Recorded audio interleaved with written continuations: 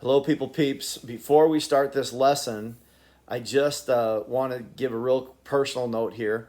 Today, which it's Wednesday, from about 7 o'clock this morning till probably about 7 o'clock tonight, I am going to be helping my mom do some flooring. Now, you guys, you are my priority. You are my number one job. I care very much about your learning. Okay, I really want you to know that. I think you do know that. And so I am taking my iPad out there. I'm also taking my phone. You can call me. You can all my supplies. I'll be there. I'll be ready to answer your questions. But if there's any way that we could put it off till 7:30 Wednesday night, and then you could call me all the way until 11 Wednesday night, or you could call me anytime on Thursday, anytime on Friday, or anytime on Saturday.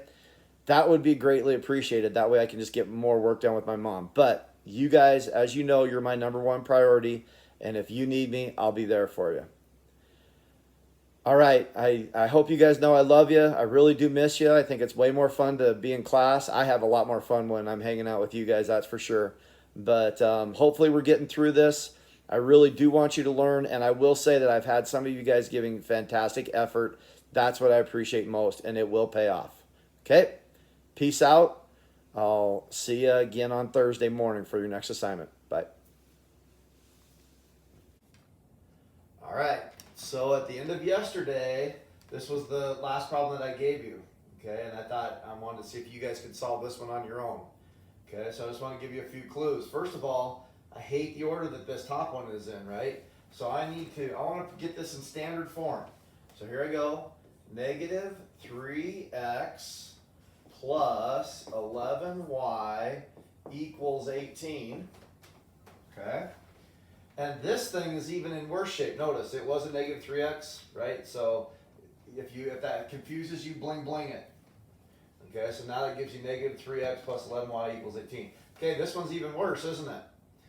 The y is on the wrong side. I got to bring it over here, but I'm going to write my 3x first.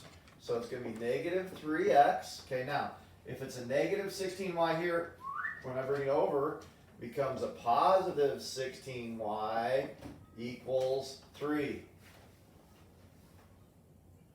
All right, we're close now, right?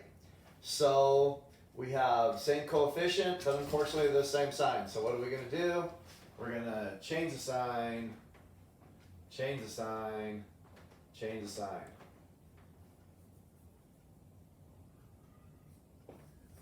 Okay, so if you didn't get yesterday's problem that far, push pause and get it that far and take it home from there. Okay, so here we go now. From here, I imagine you guys did pretty well. 11x plus a negative 16, sorry, 11y plus a negative 16y is a negative 5y equals 15. Therefore, y equals negative 3. Okay, now come over wherever you want. I'm actually probably going to plug it into this equation right here. Okay, so I'm going to go 3x minus 16. Y comes out of the game, negative 3 goes into the game, equals negative 3. 3x equals a negative 16 times a negative 3. Dang it, that's supposed to be a plus 48 equals negative 3. Right? So I subtract 48 from each side. Okay, 3x equals negative 51.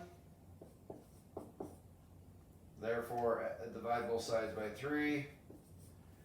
And what is that, peeps? 17. So x equals a negative 17. Answer? Negative 17, negative 3. All right, that's where we ended yesterday. Now I want you to go back to your notes, and I'm going to give you notes on a few new problems. All right, so yesterday you probably realized that the leading coefficients, or the coefficients, were always the same number, right? And the only thing that I ever had to do was just change a sign. Well, we're going to step it up a notch today. Again, you realize that, look, no naked variables, so we know we're using elimination. As soon as we know we're using elimination, we stack them. Okay, the problem here, though, is nothing matches up, does it? All right, that's okay because we have a solution. Check this out. This is kind of cool. I'm going to take this top. I say, okay, look, I see that I have 2y here and a negative 4y. If I multiply 2 by 2, I can make it equal 4. So check this out. I'm going to put parentheses, I'm going to put 2. In other words, what I'm doing is I'm multiplying that whole equation by 2. Okay? So here we go. 2 times 5x is 10x. 2 times 2y is 4y. And 2 times 16 is 32. All right, now here, 3x minus 4y equals 20. So look, by multiplying that top by 2, now remember you have to multiply everything by 2. Multiply the 5, multiply it by 2, multiply the 16, I'll multiply all those by 2. Now look, I have the same coefficient, opposite signs. Life is good. All right, pretty easy from there. Add these up. Those guys eliminate. 13x equals 52.